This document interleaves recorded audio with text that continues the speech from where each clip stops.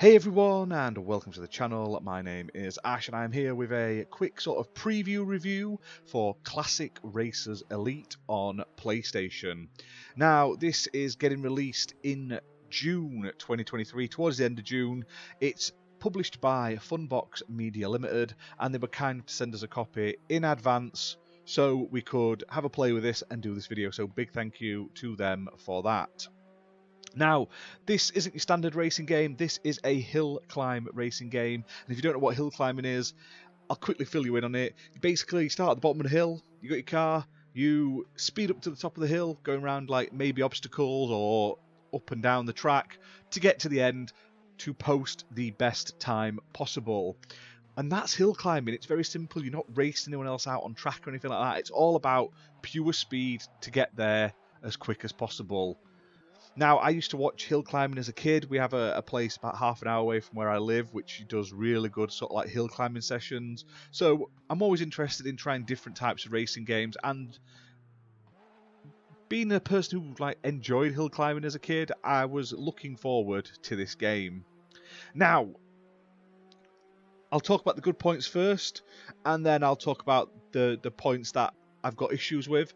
But one good thing about this game, there's a fair bit of content towards it. So there are 4 different car categories to race with, from micro to classic Formula 1 cars. You're looking at cars going all the way back to like the 60s and stuff like that. There are 12 different championships to race through, and you're going to get over about 4 to 5 hours worth of gameplay time just playing through those 12 championships. Basically, in each championship there's multiple races to complete. Once you've completed them all, you can unlock the next championship, etc. And in each of the championships there's different car categories, so you can obviously pick between what car you want to use. Now, the game features 17 unique locations as well, which is nice, which makes for over 50 tracks in total, because they have variations of the 17 locations, including sort of forwards, reverse and slaloms. One of the sort of modes in championship is a slalom mode, so you can basically have to get to the end, but there's basically bollards and stuff in the way, hay bales and stuff you've got to drive around to get to the end. Now, the environments are pretty detailed, there's lots going on, and they are quite varied. There's some like that are in like towns and cities, there's some that are in like nice countrysides and stuff, and the variety of cars on offer is very nice as well. Now, they don't look 100% accurate, I'd say anyway, but you can definitely tell what they're all supposed to be. They're not like branded, obviously, because this is an indie game, but you can 100% tell exactly what these cars are meant to be. Now, there will also be cross-platform online world leaderboards as well when the game releases for each track, because this is also on PC and Switch, I believe. So there'll be leaderboards that you can compare to everyone. Now, I couldn't check them out at the time of playing this, but they are definitely coming. There's also a free run mode as well, so you can basically drive around at your own heart's content to sort of improve on each of the tracks.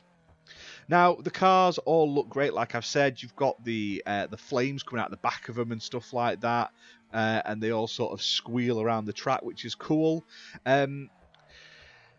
Overall, like I say, it's a solid little package. It shows a lot of promise. Now, I wouldn't say it's perfect. As you can see on screen just a minute ago, if you press up on the D-pad, and I like to drive in racing games using the D-pad over the thumbstick, if you press up, you just sort of instantly stop, which is really frustrating because you end up having to restart your time. Also, I did notice there's a couple of sections where if you clip a wall, it literally breaks. Like, I went round a corner, clipped a wall, and then I just stopped and I couldn't reverse out of it. I couldn't go anywhere, so I ended up having to sort of replay the entire level, which isn't ideal. Hopefully these are little bugs that'll get ironed out before release, or even in a post-release patch. But every now and again it would just spoil your run, and it's a bit frustrating. Now, There's a lot of variety to the cars and stuff like that. You also have multiple viewpoints you can see from inside the car, at the front of the car, like over the bonnet, from behind. I tend to play from behind. It's just my preferred viewpoint.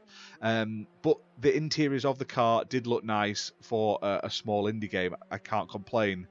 Now, my main complaint about this game so far is the sort of screen tearing issues. It flickers, there's popping, and it makes it a bit nauseous at times, especially when you're going really fast. It makes it really hard to be accurate, and I ended up slowing down more just to sort of ensure I got through everywhere. Now, the environments look fantastic when you're motionless or you're going slow, but when you speed up, there's a lot of screen tear at the moment that really needs dealing with, or the frame rate needs improving, because honestly it spoils a very it's like I say, it's got a lot of potential, and unfortunately the screen tearing and the sort of frame rate issue is a massive downer, especially on a game that's all about speed. But I couldn't tell you the price of the game, unfortunately. It's not been announced on the PlayStation Store just yet. But like I say, it's coming out very soon. You can also get it on Switch and PC. But I did play the PS4 version on my PlayStation 5. I'm looking forward to the full release. I'm looking forward to seeing like the leaderboards and stuff like that. Sentinel as well has done a review on his channel as well of the game. I didn't realise he was getting a copy as well, so he's done one. I've done one. Definitely check out what he has to say as well, because obviously it's just our point of view.